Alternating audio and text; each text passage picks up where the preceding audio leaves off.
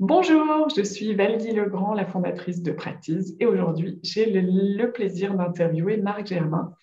Marc qui a été manager dans le domaine de l'industrie pendant une quinzaine d'années, et Marc, tu évolues à présent, et depuis déjà quelques années, dans le domaine de la formation, de la facilitation d'intelligence collective, du conseil, enfin tout ce qui concerne le mieux travailler ensemble. Bonjour Marc. Bonjour Wendy. Est-ce que tu pourrais nous en dire un tout petit peu plus sur toi? Oui, bien sûr.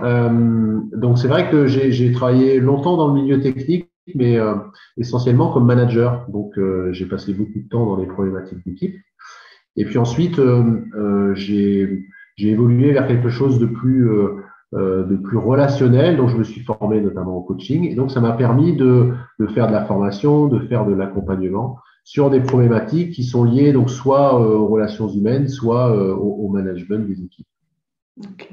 Et ces deux casquettes que tu as, enfin, ces deux parcours assez importants dans ta vie qui sont le management dans l'industrie et puis plutôt le coaching et le conseil, t'ont amené à proposer un atelier via Practice qui est la gestion naturelle d'un projet. Est-ce que tu pourrais nous en dire un petit peu plus? Qu'est-ce que c'est? Oui, alors la gestion naturelle d'un projet, c'est une méthode qui permet d'appréhender un projet et de façon la plus naturelle possible et la plus fluide, et donc de sortir des gestions de projets assez classiques où il y a beaucoup de prévisions généralement, beaucoup d'outils qui sont utilisés, alors que là, c'est quelque chose qui va être beaucoup plus fluide et beaucoup plus naturel. C'est une méthode qui utilise 5 étapes. Et en fait, l'idée, c'est de partir de quelque chose qui est donc un projet, une intention, quelque chose d'assez large et d'assez vague. Et par ces 5 étapes, atterrir à la fin à des actions très concrètes, très faciles à mettre en œuvre. Donc, c'est quelque chose, cette méthode qui va permettre de passer à l'action le plus rapidement et le plus facilement possible. D'accord. Et quels peuvent être les dysfonctionnements dans la gestion d'un projet? Qu'est-ce qui ferait qu'on se dit, tiens, j'aimerais passer, découvrir une autre façon de gérer mes projets? Alors, je dirais 2 choses principalement. La première chose, c'est la gestion de projet qui est basée sur les prévisions, qui fait que il y a beaucoup de temps est passé finalement à prévoir, à contrôler si et moi et les autres rentrent dans ces prévisions et à voir comment rentrer dans ces prévisions.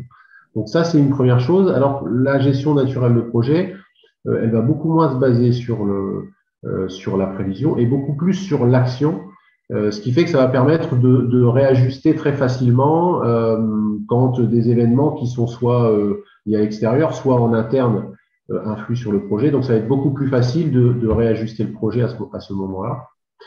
Euh, et puis, la deuxième chose, c'est sortir des réunions, des choses comme ça, et vraiment d'être centré sur l'action.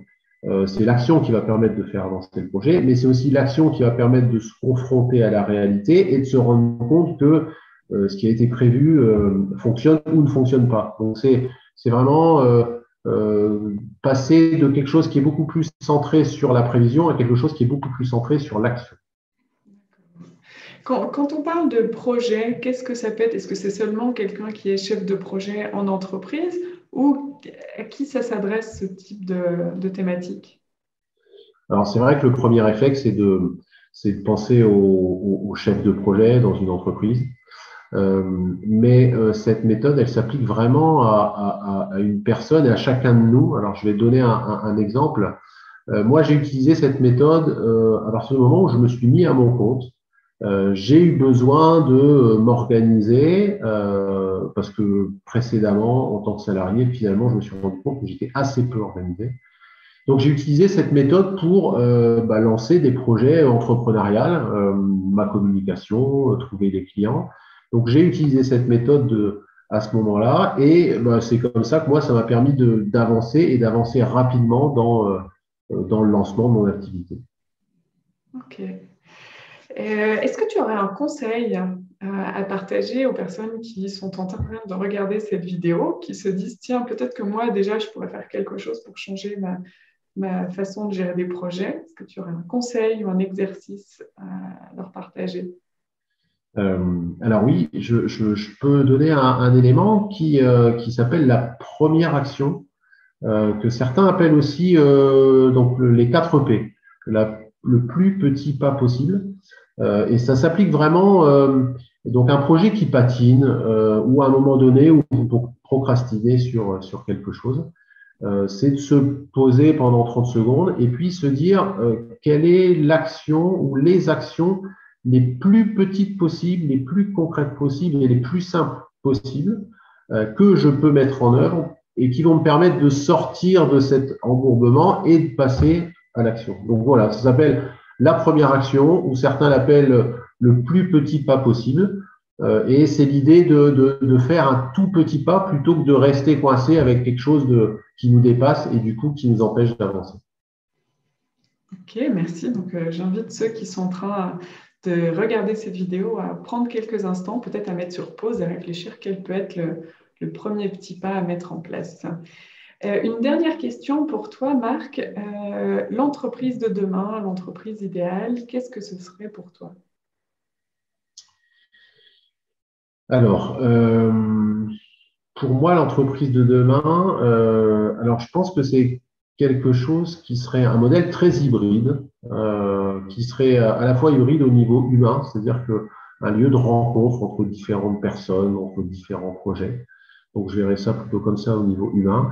Et puis, hybride aussi au niveau du métier, c'est-à-dire que ce soit pas un métier qui soit ultra spécialisé, mais qui prenne en compte un certain nombre de domaines. Je pense à la société, au local, je pense à l'environnement, et donc tous ces éléments seraient intégrés dans le métier d'une entreprise. Donc, voilà, c'est ce que je dirais, ce que je mettrais comme terme, c'est quelque chose de très hybride. Fantastique. Merci. L'interview se termine là. Encore merci, Marc, pour tes partages. J'invite aux personnes qui sont intéressées par la gestion naturelle de projets d'évoluer, d'éviter de procrastiner, à rejoindre l'atelier que proposera Marc prochainement. Et puis pour ça, il suffit de cliquer dans le lien qui se trouvera dans les commentaires pour s'inscrire. Merci encore et à bientôt. Merci.